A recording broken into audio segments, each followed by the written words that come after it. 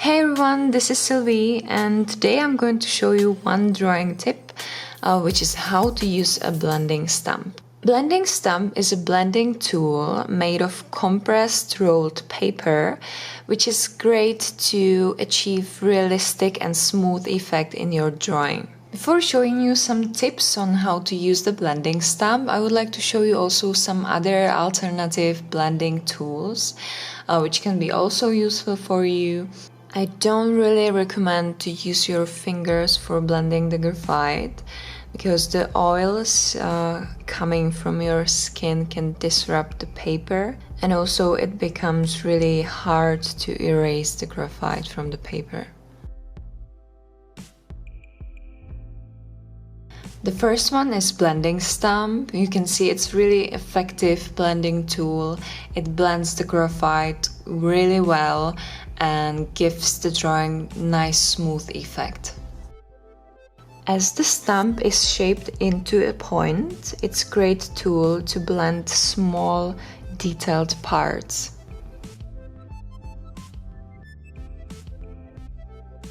Now you can see how the blending stamp blends the strokes away.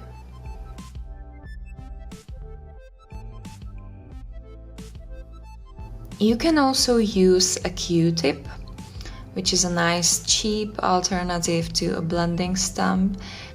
Please just be careful while using a Q-tip because when you use too much pressure, you can damage the paper, so be careful.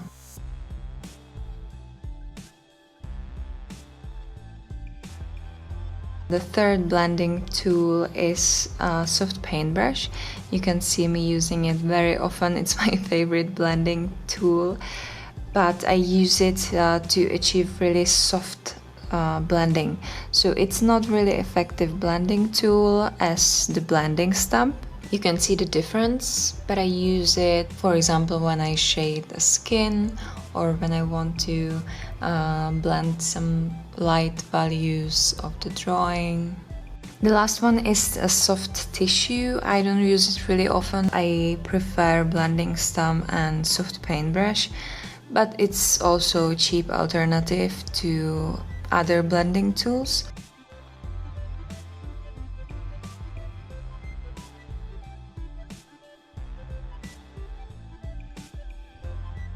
Before every use, I try to clean the tip of the blending stamp because it can smudge the graphite on your drawing, especially when you want to achieve some light values, because the blending stamp absorbs the graphite really well, and when you blend a softer pencil with some darker values, it can lead to some smudging effect you don't want.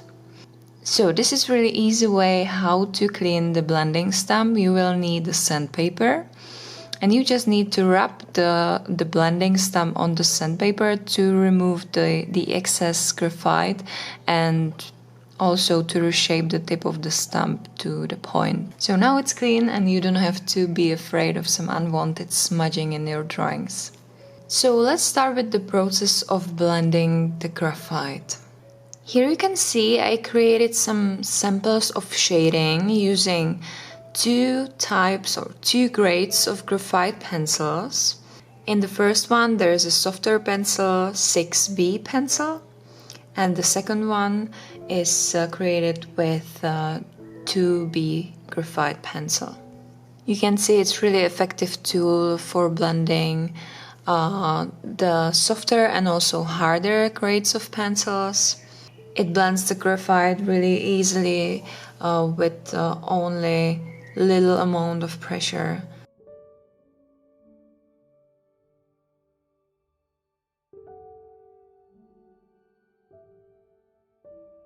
Here you can see me using the blending stamp also while drawing a portrait. I used 4B pencil to shade this part.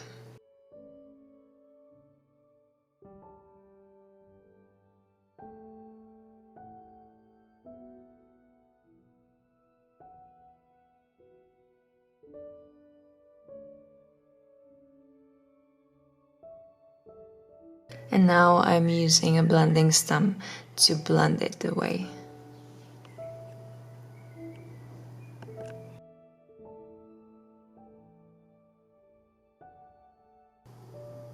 Don't push the blending stem against the paper too hard, because it could damage the paper and you can't really fix it. And it's not really easy to erase the strokes when you push it so hard.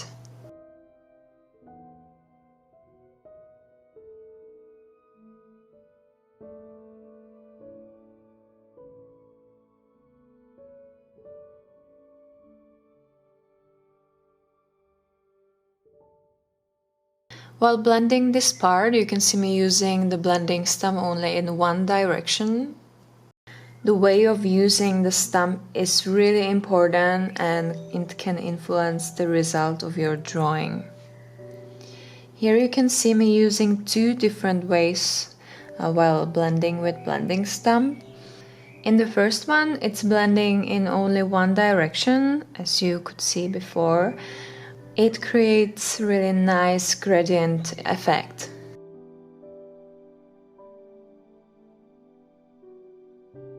And in the second one, I'm using a side-to-side movements.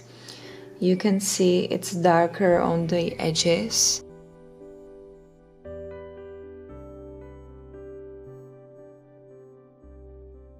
So I showed you how to blend with blending stem, and there is also another way of using it. Instead of only blending the pencil strokes, you can use the blending stem for shading itself. Just take another piece of paper and draw a few strokes on it. Then take a blending stem and try to drag the blending stem over the strokes, so the blending stem can absorb the graphite.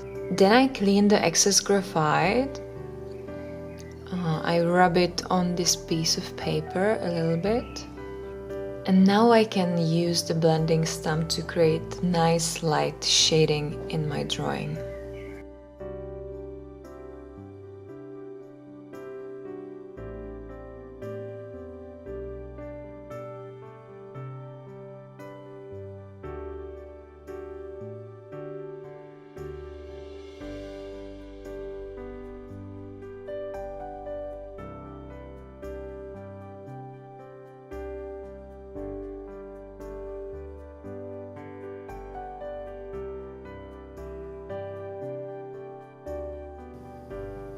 When I want to achieve some darker value in my shading, I just don't remove the excess graphite. But be careful, if you don't remove the excess graphite, it can be really unpredictable tool for your shading. So if you want to achieve some darker results, I really recommend to use your graphite pencil to create the pencil strokes and then blend it with your blending stamp. There are various ways of using the stamp also in the shading process. One way is to use a side-to-side motion, and the second one is using circular movements.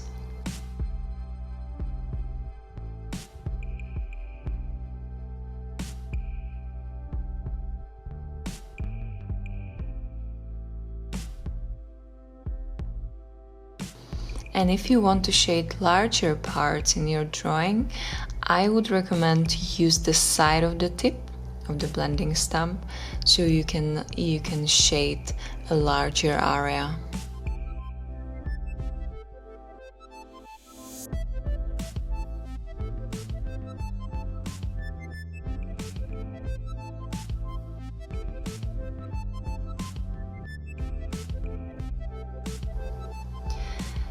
Thank you for being my patron. I really appreciate it. I really appreciate all your support, and just keep practicing and see you next time with my next drawing tip.